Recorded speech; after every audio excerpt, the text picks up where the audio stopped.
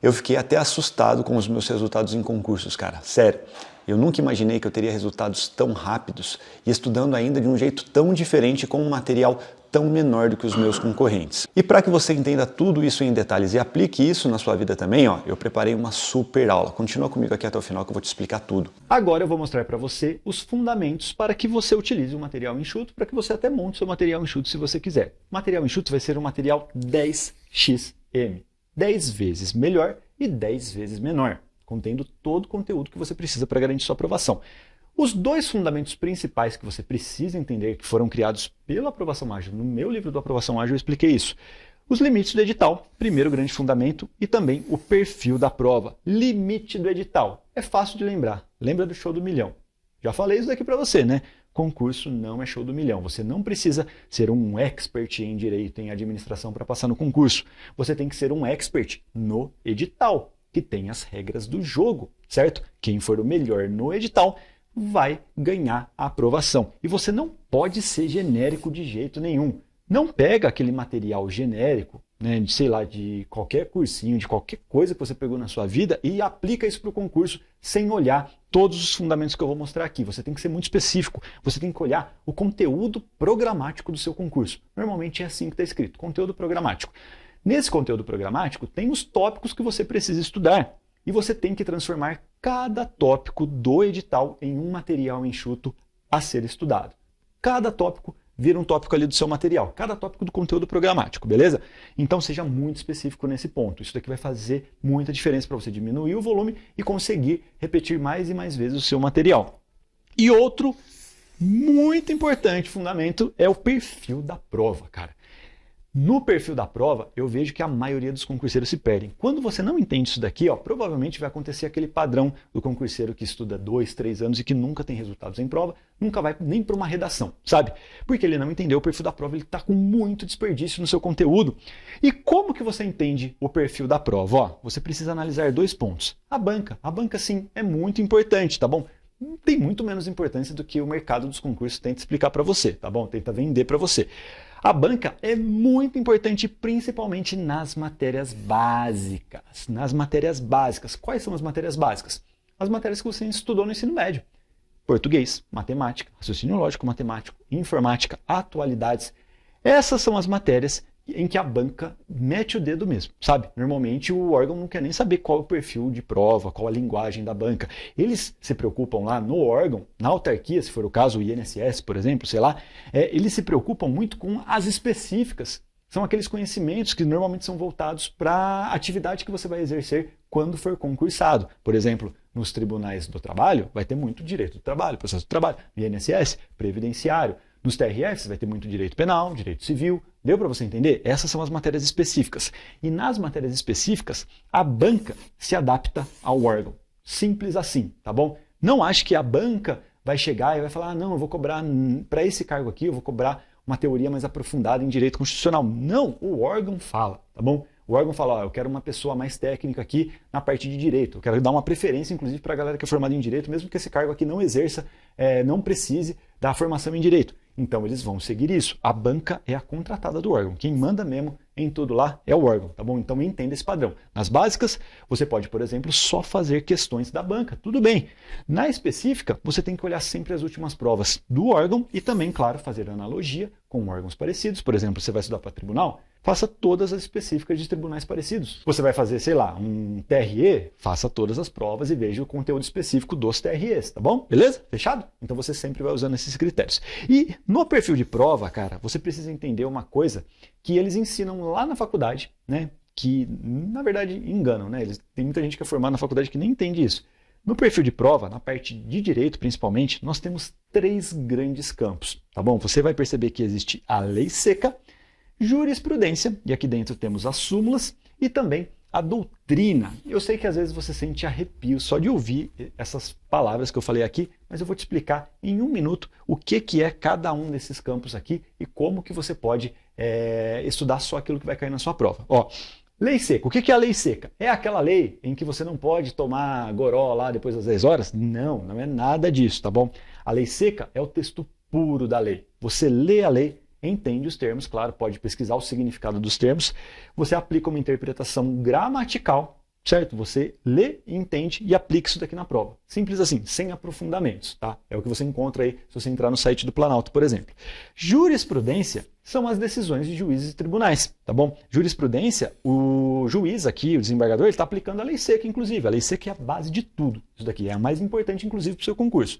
Então, jurisprudência, decisões de juízes e tribunais. Súmulas são as decisões de juízes e tribunais que mais importam, as mais relevantes, porque aqui existem enunciados, sabe? Eles falam, ó, em determinado caso, a gente vai aplicar a lei exatamente desse jeito. E na prática, a súmula é algo que você estuda de forma muito parecida com a legislação. Então sempre tem a legislação associada à súmula, tá bom? E é uma tendência que eles cobrem um pouquinho sim de súmula até em concurso de nível médio. Doutrina é o conteúdo dos livros doutrinários. Os grandes doutrinadores pegam a legislação, os princípios e, claro, criam teses mais aprofundadas sobre isso, né? A galera do direito sabe do que eu estou falando.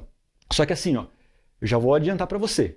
Em qualquer concurso, o que vai mandar mesmo é isso daqui, ó. Se você dominar a lei seca, provavelmente você vai ser aprovado em todos os concursos que tem aquela prova objetiva, certo? Aquela prova com xizinho, de acertar a alternativa, certo e errado, tudo mais. A doutrina é um conhecimento que, às vezes, em determinadas matérias, são cobradas em nível médio, sim, né? Principalmente direito administrativo, direito penal, dependendo do concurso.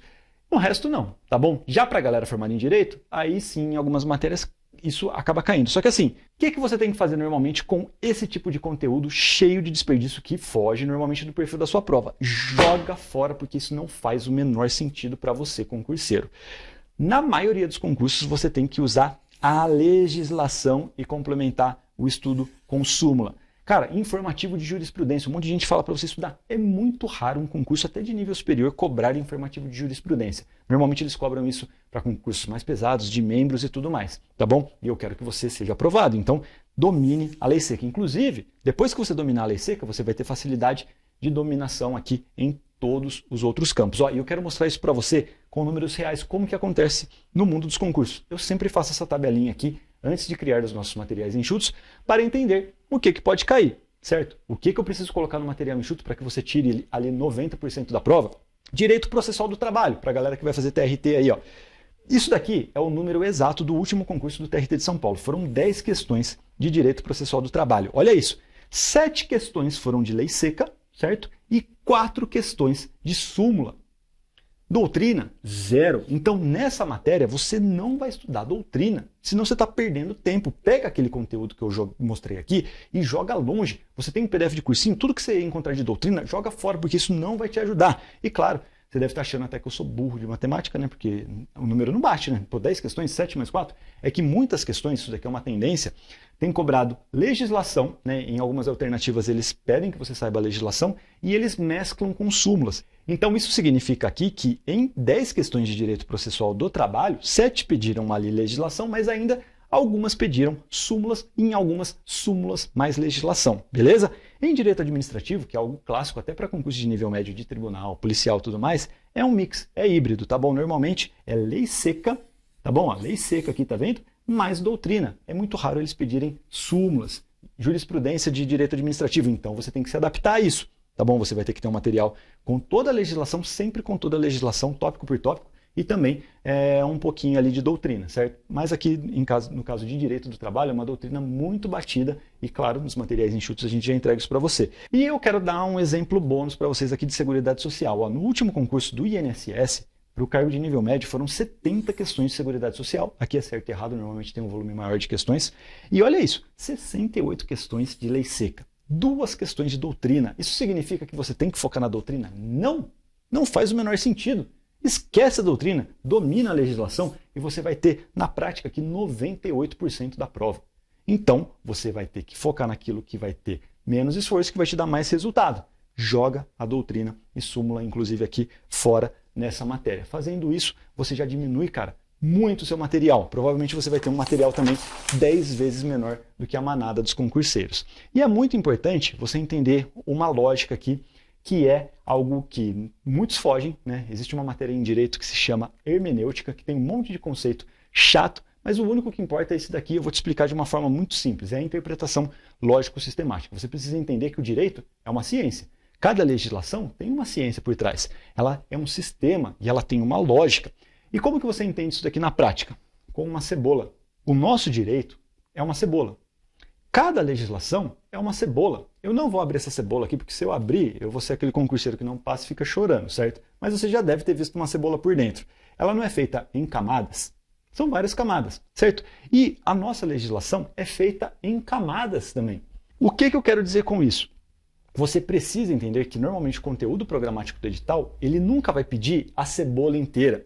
Ele vai pedir uma camadinha daquela legislação e você precisa identificar essa camadinha e jogar só essa camadinha no seu material. Quando você entende essa lógica aqui, você começa a tornar cada tópico do edital em um tópico do seu material. Por exemplo, eu consigo ver um tópico de direito civil, por exemplo, olhando para esse tópico, eu te digo, ó, se você estudar aqui do artigo 5º até o artigo tal, você vai estudar todo o conteúdo que pode cair nessa prova. Então, come isso com farofa e você vai passar. Deu para entender? Essa é a lógica. Isso faz você ser muito mais assertivo no seu material. Vou dar um exemplo aqui, ó, que é algo que provavelmente você vai enfrentar no seu concurso. Todo concurso tem direito constitucional normalmente, certo? Em direito constitucional, olha isso. Olha como um detalhe faz muita diferença. E o cursinho não faz isso para você. Provavelmente ele está te entregando um material genérico, cheio de conteúdo, cheio de desperdício. Se você encontrar um tópico lá, dos direitos e garantias fundamentais. Isso daqui corresponde ao título 2 da Constituição. E é o artigo 5º até o 17. 5º a 17, ó, é bastante conteúdo. Só o 5º aqui é gigantesco, tá bom?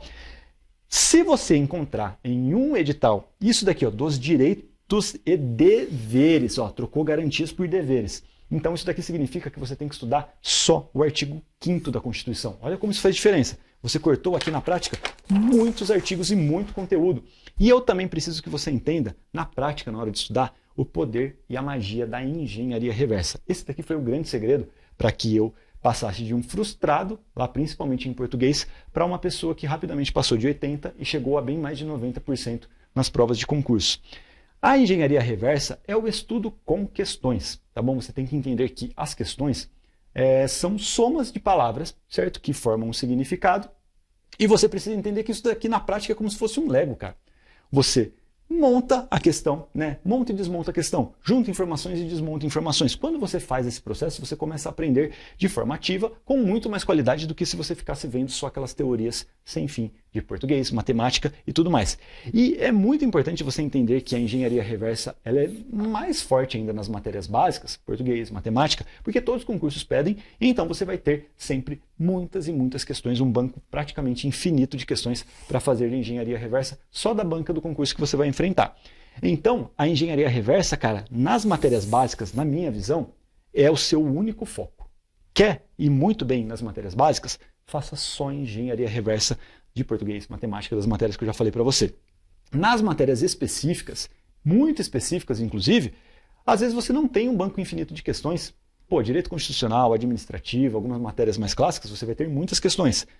Nas matérias como, por exemplo, o regimento interno de um órgão, não, você não vai ter muitas questões. Aí você tem que ter um estímulo diferente. Você vai ter que comer com farofa um material adequado à sua prova, um material enxuto. Deu para entender? Então, como você tem uma amostragem muito grande aqui nas básicas, né, faça engenharia reversa. E claro, nas específicas também, que você tenha muitas questões, faça engenharia reversa também, beleza? E como que funciona a engenharia reversa? Por que ela é tão importante? Sabe por quê? Por causa da lei de Pareto. A lei de Pareto é uma regra, né, que foi criada aqui na administração, mas que você percebe esse padrão no mundo inteiro. É a chamada regra 80-20. Ela diz para você que se você focar em 20% das causas, você já vai conseguir um efeito de 80%. Traduzindo isso daqui para o concurseiro, para você que quer passar na prova, se você dominar 20% do conteúdo do edital, você já vai ter uma nota de 80%. Eles não gostam de repetir mais vezes os mesmos temas por causa disso, por causa da lei de Pareto, entendeu? Então, se você dominar 20% do conteúdo, você já tem uma nota de 80%. Se você dominar 20% do conteúdo, inclusive de uma matéria, normalmente português, se você dominar 20% só ali da matéria de português, do mais relevante da matéria de português, você já garante uma nota de 80%, na qual você já está brigando por aprovação, por nomeação. Deu para entender isso daqui? E claro, né, quando você foca em milhares de questões, você encontra a lei de Pareto. você tem uma amostragem muito grande. Fazendo questões, você automaticamente vai se alinhar àquilo que é mais cobrado. E quando você tem milhares de questões, como por exemplo você consegue hoje fazer isso, você não vai ficar limitado a apenas dominar esse 20% e ter uma nota de 80%. Não, você vai além, você vai chegar nesses 20% também extra. Porque você vai fazer questões também fora da curva e você vai dominar esse conteúdo. Como que funciona na prática a engenharia reversa para que você entenda e comece a aplicar isso na sua vida, tá bom? Mesmo que você nem saiba qual o conteúdo teórico por trás daquela questão, atualmente você consegue facilmente identificar isso. Ó, presta atenção. Imagine que eu estou aqui em um site de questões, tá bom? Ó, eu estou vendo a questão aqui, eu peguei uma questão de português, certo? Eu vejo a questão, na engenharia reversa, você tem que se esforçar de verdade, sempre nos seus estudos. Então você vai ter que tentar resolver essa questão de fato, como se você estivesse no dia da prova. Você vai ler com atenção essa questão e vai, claro, assinalar da alternativa correta, que você acha que é aquela alternativa certa. E, claro, você vai verificar se você acertou, se você errou. Se você errou, acende um sinal de alerta, porque provavelmente você não domina esse tema, tá bom? Se você já domina o tema, talvez, se você domina e sente confiança nesse tema, continue, vai estudar e procurar outro tema em que você não tem um domínio, tá bom? Mas como que funciona na prática? Você faz a questão, aí você marcou a questão C, acertou, fique muito feliz, né? Agradeça, tal, beleza. Só que você não vai parar por aí. Você vai identificar o erro da alternativa A, por exemplo, aqui, ó, encontrei um erro, um padrão errado. Na alternativa B, encontrei o erro. Na alternativa D, encontrei o erro também. Você vai transformar essa alternativa errada em certa. Quando você faz esse exercício, você aprende, você colocou em prática aquilo que o professor, às vezes, só teorizou para você. E isso é o real aprendizado. Aqui você realmente aprende o que está acontecendo por trás dessa questão. Então, sempre faça esse exercício, inclusive quando você acertar, viu? Principalmente quando você acertar e, claro, ainda achar que aquilo ainda fica um pouco nebuloso na sua cabeça. E, Gustavo, meu Deus, eu não sei nem qual tema que eu estou fazendo da questão aqui. Como que eu vou estudar isso? Como que eu vou entender isso daqui para transformar essa errada em certa? Com a indexação.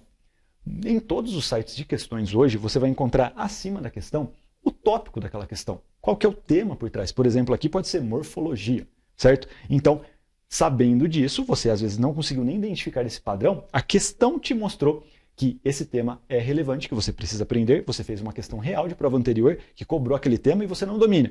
O que você vai fazer? Você vai procurar o conteúdo teórico sobre aquela indexação, sobre a morfologia. Fazendo isso, olha que beleza, como a lógica funciona e como tudo se encaixa. Você está aproveitando aquele 20% mais relevante, você vai sempre revisar aquele ponto que é mais relevante. Então, faça isso. Está na dúvida? Procure na indexação, porque esse é o tema de fundo da questão e estude todo esse conteúdo. Fazendo esse estudo, fica muito mais dinâmico, fica muito mais ativo, não fica hipnótico e eu garanto que faz muito sentido você focar totalmente em questões, principalmente nas básicas e em todas as matérias em que você tenha muitas questões ao seu dispor. E claro, um site de questão te ajuda muito nisso.